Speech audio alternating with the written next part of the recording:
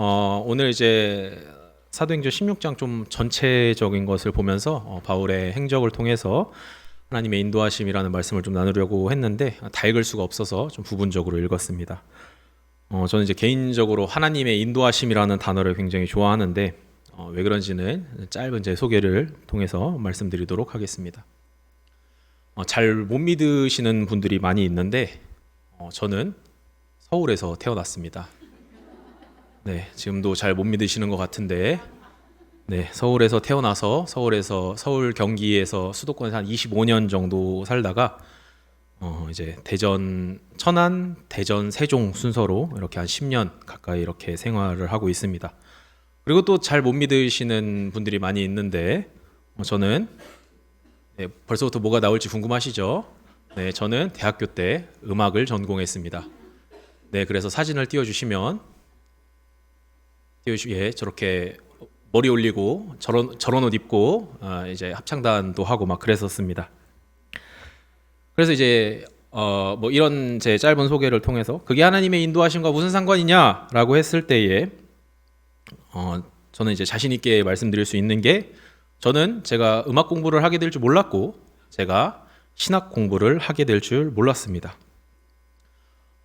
그래서 저는 좀 사실 학교 다닐 때 좀 힘들었어요. 이제 어떤 부분에서 힘들었냐면 저는 이제 제가 어렸을 때부터 준비를 해왔던 게 아니기 때문에 저는 사실 좀 낙제생에 가까웠습니다. 근데 이게 또 정말 억울한 게 그냥 차라리 뭐 공부 같은 거에서 책을 보고 이러면 어떻게든 따라를 갈 텐데 이 음악이라는 게 이제 재능의 영역이 있기 때문에 그 재능의 영역을 따라갈 수가 없더라고요. 그래서 뭐 예를 들어서 교수님께서 피아노를 누르고 이거 뭐야 하라고 하면은 이게 다 같이 모르면 상관이 없는데 아는 애가 있어요. 저는 모르겠어요. 꼭 그런 때 비교당하고 많이 힘든 시간을 보냈습니다. 그래서 막 집에 가서 울기도 하고.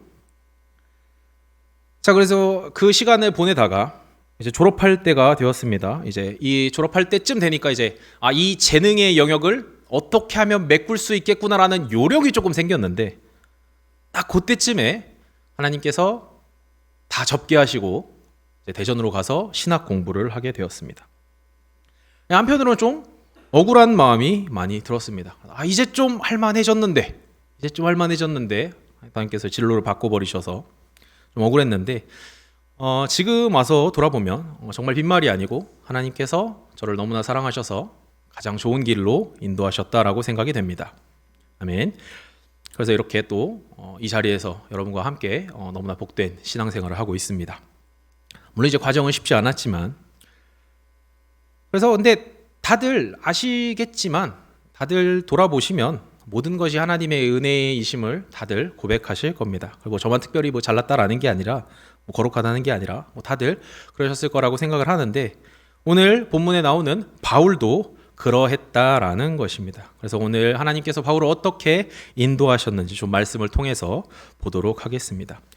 자, 근데 그 전에 바울이라는 사람에 대해서 그리고 바울이 처했던 환경에 대해서 우리가 좀 이해를 할 필요가 있습니다. 그래서 표를 띄워주시면 사도행전 당시에 이 바울이 처했던 환경에서는 간단하게 크게 4집단 정도가 있었습니다. 어떤 집단이 있었냐면 유대인이면서 예수님을 믿는 사람들이 있었고 유대인이면서 예수님을 믿지 않는 사람들이 있었고 이방인이면서 예수님을 믿는 사람들이 있었고 이방인이면서 예수님을 믿지 않는 사람들이 있었습니다. 자, 여기에서 바울은 어디에 속했던 사람입니까? 유대인이면서 예수님을 믿지 않는 사람이었다가 예수님을 믿는 사람이 됩니다. 자, 근데 이제 여기서 이제 문제가 하나 생기게 되는데 바울은 이 한번 바꾸다 보니까 양쪽에서 환영을 받지 못했습니다. 무슨 소리냐면 유대인이면서 예수님을 믿는 사람 입장에서는 바울이 자기와 같이 신앙생활을 하던 사람들을 잡아다가 로마에 넘겨서 감옥에 보냈던 그런 역할을 했던 사람이었습니다. 안 믿을 때. 그러다 보니까 이 사람을 믿을 수가 없었습니다. 자, 그리고 또 반대로 예수님을 믿지 않던 유대인들 입장에서는 자기랑 같이 예수 믿는 사람을 잡으러 다니다가 저쪽 편에 붙어버린 그런 마치 배신자와 같은 그런 사람이었기 때문에 바울은 유대인 공동체에서는 최소한 어느 곳에도 발붙일 곳이 없었습니다. 그러다 보니까 이제 바울은 이방인들에게 향하게 됩니다. 그래서 이방인 사역, 우리가 잘 알고 있는 1차 전도 여행을 떠나게 됩니다. 1차 전도 여행의 결과가 괜찮았습니다. 그래서 시간이 지난 뒤에 바울은 다시 한번 그 코스를 가려고 했습니다. 왜 그러냐면 그 당시 이제 핸드폰이 있는 게 아니었기 때문에 이 사람들이 신앙생활을 잘 하고 있는지를 확인하려면 직접 가서 보는 수밖에 없었습니다. 그래서 1차 때 갔던 곳을 다시 가려고 했었는데 좀 경로가 바뀌어서 가게 된 것이 오늘 우리가 읽은 2차 전도 여행입니다. 그래서 지도를 보시면 원래 1차 전도 여행 때 바울은 오늘날 터키 지역을 갔었습니다. 이제 원래 바울은 이제 예루살렘, 이스라엘 쪽에 있었죠. 그러다가 이제 이방인들이 있는 터키 지역으로 가게 됐습니다. 1차 때 갔었고 넘겨주시면 2차 때에도 그래서 터키 지역을 가려고 했었습니다. 그래서 갔던 그것이 보일 겁니다. 그러다가 오늘 네모 쳐진 저기 빌립보 지역, 이제 오늘날 그리스 지역으로 가게 됐습니다. 원래 예정에 있던 것이 아닙니다. 그래서 여기를 가게 되었습니다. 말씀을 통해서 보도록 하겠습니다. 16장 6절 7절 제가 읽겠습니다. 아시아에서 말씀을 전하는 것을 성령이 막으심으로 그들은 부르기아와 갈라디아 지방을 거쳐가서 무시아에 가까이 이르러서 비누니아로 들어가려고 하였으나 예수의 영이 그것을 허락하지 않으셨다. 그래서 아까 우리가 봤던 것처럼 터키 지역을 또 가려고 했으나 하나님께서 막으셨다. 그럼 어디로 보내셨냐? 자, 9절 10절 조금 길지만 같이 읽겠습니다. 시작. 밤에 환상이 바울에게 환상이 나타났는데 마케도니아 사람 하나가 바울 앞에 서서 마케도니아로 건너와서 우리를 도와주십시오 하고 간청하였다. 그 환상을 바울이 본 뒤에 우리는 곧 마케도니아로 건너가려고 하였다. 우리는 마케도니아 사람들에게 복음을 전하기 위하여 하나님께서 우리를 부르신 것이라고 확신하였기 때문이다. 아멘. 이 마케도니아가 아까 봤던 그리스, 현대 그리스 지역입니다. 자, 우리가 봤습니다. 하나님께서 막으셔서 터키 지역으로 가지 못했습니다. 하나님께서 인도하셔서 마케도니아 지역, 현 그리스 지역으로 가게 되었습니다. 자, 우리의 조금 빗대어서 생각을 해보면, 자, 원래 내가 하려던 계획이 있었습니다. 근데 그것을 하나님께서 막으시고 하나님께서 나를 다른 곳으로 인도하셨습니다. 그러면 솔직하게 좀 답변을 해주시면 좋겠습니다. 그럼 우리 마음에 어떤 생각이 듭니까? 하나님께서 결과를 아주 좋게 책임지실 것이다 라는 마음이 들 것입니다. 왜냐하면 나는 내가 하려던 것을 내려놓고 순종을 했기 때문에 이거는 잘 될 수밖에 없는 상황인데 과연 오늘 말씀에 바울은 어떠했는지를 보도록 하겠습니다. 말씀 띄워주시면 제가 읽겠습니다. 어느 날 우리가 기도하는 이 마케도니아 지역, 그 현 그리스 지역에서 있었던 일입니다. 어느 날 우리가 기도하는 곳으로 가다가 귀신 들려 점을 치는 여종 한 사람을 만났는데 그는 점을 쳐서 주인들에게 큰 돈벌이를 해주는 여자였다. 그 여자가 여러 날을 두고 이렇게 함으로, 그러니까 사역을 방해했습니다. 바울이 귀찮게 여기고 돌아서서 그 귀신에게 내가 예수 그리스도의 이름으로 내게 명하니 이 여자에게서 나오라 말하니 바로 그 순간 귀신이 나왔다. 자, 바울이 예정에 없던 곳을 갔습니다. 가서 귀신 들린 여자를 만났습니다. 귀신 들린 여자가 바울의 사역을 방해하니까 귀신을 쫓아냈습니다. 자, 그러면 사람들이 와, 하나님의 사람이 왔다. 귀신이 쫓아갔다. 우리가 이제 하나님을 믿겠습니다. 라고 하면 참 좋을 텐데 어떻게 됐는지 보도록 하겠습니다. 19, 21, 22 제가 읽겠습니다. 그 여자의 주인은, 그 귀신 들린 사람의 주인들은 자기들의 돈벌이를 희망해 끊어진 것을 보고 바울과 실라를 붙잡아서 광장으로 관원들에게로 끌고 갔다. 이 사람들은 로마 시민의 우리로서 받아들일 수도 없고 실천할 수도 없는 부당한 풍속을 선전하고 있습니다 하고 말하였다. 무리가 그들을 공격하는 데에 합세하였다. 그러자 치안관들은 바울과 실라의 옷을 찢어 벗기고 그들을 매로 치라고 명령하였다. 자, 바울이 하나님의 인도하심을 따라서, 인도하심에 순종해서 예정에 없던 곳을 갔습니다. 하나님의 일을 했습니다. 복음을 전하고 귀신을 쫓아냈습니다. 근데 그것에 대한 결과가 무엇입니까? 저 유대인들이 우리 로마를 혼란스럽게 한다. 감옥에 집어넣어야 한다. 주여. 그렇게 이러한 결과가 나오게 됩니다. 자, 우리는 신앙생활을 하다 보면 때때로 억울한 상황을 만나게 됩니다. 이게 차라리 내 욕심대로 하다가 뭔가 잘못되면 하나님께서 이 내 욕심을 막으시는구나 라고 생각이 될 텐데, 하나님의 말씀에 순종했을 때에 어려운 일을 당하게 된다면 우리의 마음은 많이 어려워질 것입니다. 자, 이러한 억울한 문제에 대해서, 이러한 어려운 마음이 생기는 것에 대해서 우리는 어떻게 받아들여야 합니까? 자, 결론을 미리 말씀드리겠습니다. 지금은 알 수 없지만 하나님이 가장 좋은 길로 인도하실 것입니다 라고 받아들여야 합니다. 아멘. 자, 같이 따라하도록 하겠습니다. 지금은 알 수 없지만 하나님이 가장 좋은 길로 인도하실 것입니다. 가장 좋은 길로 인도하실 것입니다. 아멘. 하나님께서는 반드시 좋은 길, 가장 좋은 길로 인도하실 것입니다. 근데 물론 그 가장 좋은 것이라고 하는 것은 우리가 생각하는 것과 조금 다를 수 있다라는 것 정도는 기억을 해주시면 좋겠습니다. 그래서 아마도 바울은 이것을 이미 알고 있었던 것 같습니다. 그래서 바울이 이 억울한 일을 당했을 때에 어떻게 행동했는지 보도록 하겠습니다. 23절 4절 제가 읽겠습니다. 그래서 이 명령을 받은 부하들이 그들에게, 바울과 실라에게 매질을 많이 한 뒤에 감옥에 가두고 간수에게 그들을 단단히 지키라고 명령하였다. 간수는 이런 명령을 받고 그들을 깊은 감방에 가두고서 그들의 발에 착고를 단단히 감옥에 갇혔습니다. 자, 25절 같이 읽도록 하겠습니다. 25절 시작. 한밤쯤 되어서 바울과 실라가 기도하면서 하나님을 찬양하는 노래를 부르고 있는데 죄수들이 듣고 있었다. 아멘. 자, 바울은 아마도 매를 맞고 기절했을 것으로 추정을 합니다. 기절했다가 정신을 차려서 했던 행동이 무엇입니까? 하나님을 찬양합니다. 기도하고 하나님을 찬양합니다.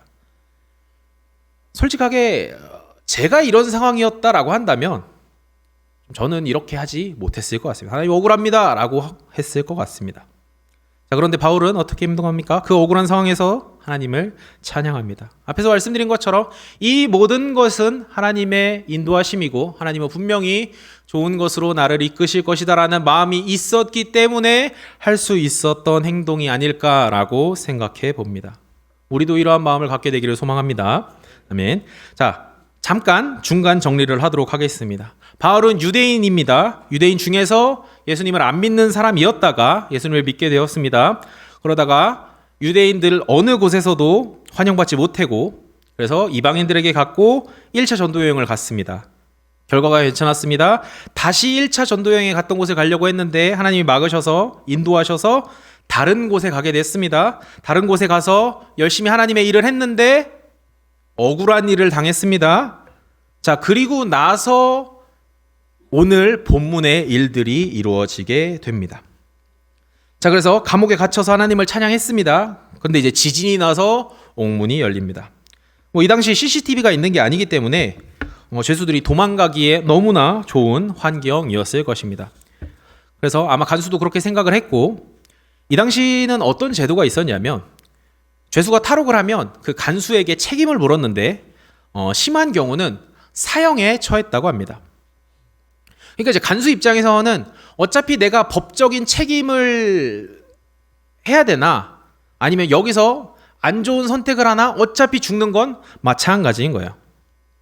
그래서 안 좋은 선택을 하려고 하는데 그것을 바울이 막습니다. 28절에 보면 바울이 큰 소리로 그대는 스스로 몸을 해치지 마시오. 우리 모두가 그대로 있어.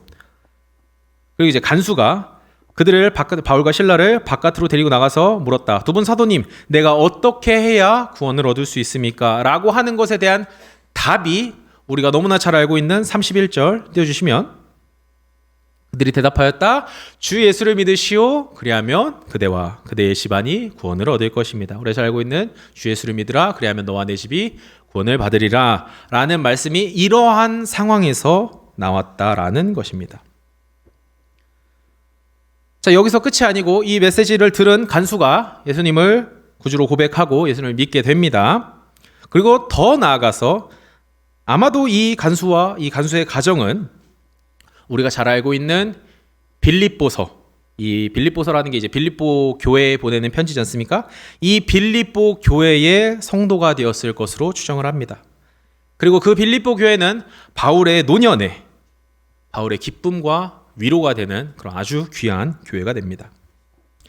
그래서 이렇게 좀 정리를 해봤을 때에 바울을 향한 하나님의 인도하심은 그 당시에는 이해할 수 없었지만 여기까지 봤을 때는 빌립보 교회를 세우기 위한 일이었다라고 생각이 됩니다.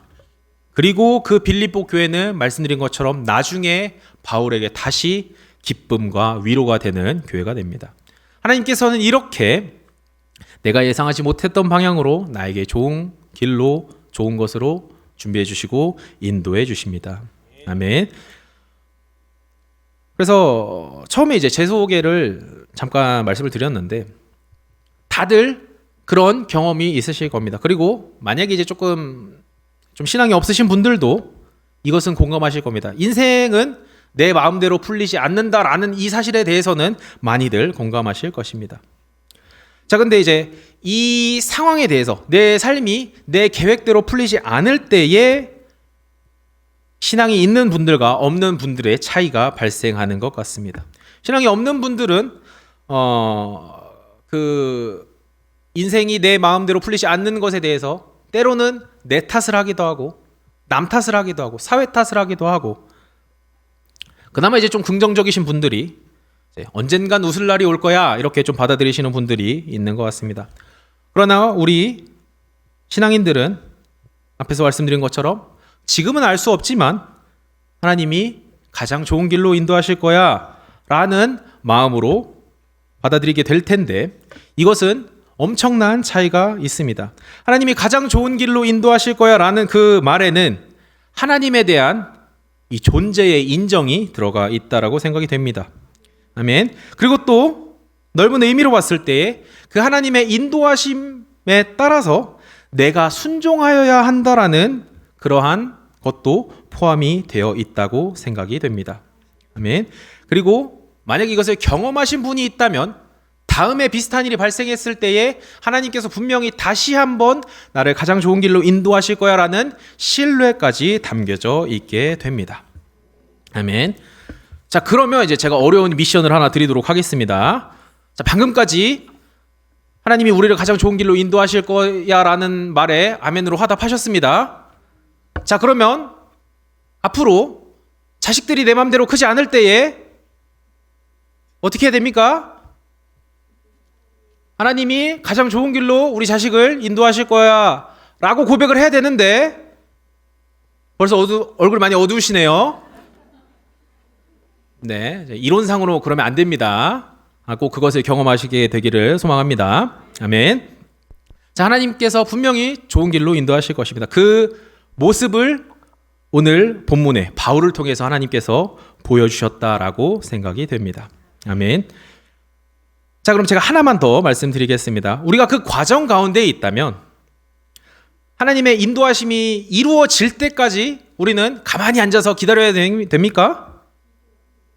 기도해야 됩니까? 좋습니다. 자, 근데 하나만 더 말씀드리겠습니다. 말씀을 펴주시면 사도행전 1장 8절입니다. 오직 성령이 너희에게 임하시면 너희가 권능을 받고 예루살렘과 온 유대와 사마리아와 땅끝까지 이르러 내 증인이 되리라 라고 하시니라.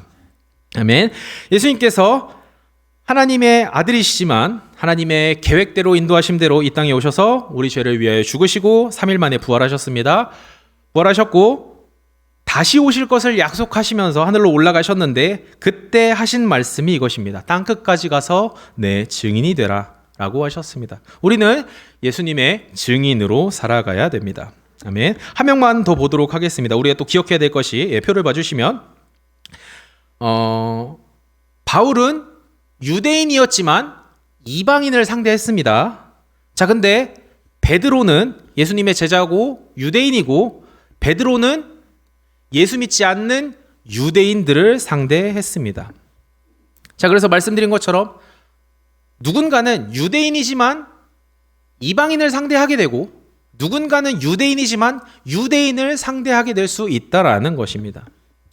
그래서 마찬가지로 지금 여러분이 어디에서 어떤 상황에 있든지 누구를 상대하게 될지는 하나님의 인도하심이 이끄실 것입니다. 하나님만이 아실 겁니다. 아멘. 자, 말씀을 정리하겠습니다. 나는 지금 어디에 있습니까? 어디에 속해 있습니까? 어떤 사람들을 상대하고 있습니까? 유대인을 상대하고 있습니까? 이방인을 상대하고 있습니까? 예상했던 곳에 서 있습니까? 예상하지 못했던 곳에 서 있습니까? 이 모든 것에 대해서 제가 완벽한 답을 내려드릴 수는 없지만 하나는 말씀드릴 수 있을 것 같습니다. 하나님께서는 반드시 우리를 가장 좋은 길로 인도하실 것입니다. 아멘. 물론 이제 그 과정은 쉽지 않을 수 있습니다. 억울할 수 있습니다. 그러나 오늘 우리가 봤던 것처럼 예상하지 못했던 일을 통해서 그 과정을 내가 지금 당장 이해할 수는 없지만 나중에 하나님께서 이 바울의 이 억울함을 통해서 빌립보 교회를 만드시고 그 빌립보 교회가 다시 바울의 인생의 위로가 되는 그 모습을 봤습니다. 하나님께서는 분명히 반드시 이렇게 우리를 또한 이끄실 것입니다. 아멘. 우리는 그 하나님의 인도하심을 믿고 지금 이 시간 만약에 어려운 시간을 보내고 계신 분이 있다면 이것 또한 하나님의 과정이라 믿고 그 시간을 잘 견뎌내는 우리 선한 목자교회의 모든 성도들 되시기를 간절히 소망합니다.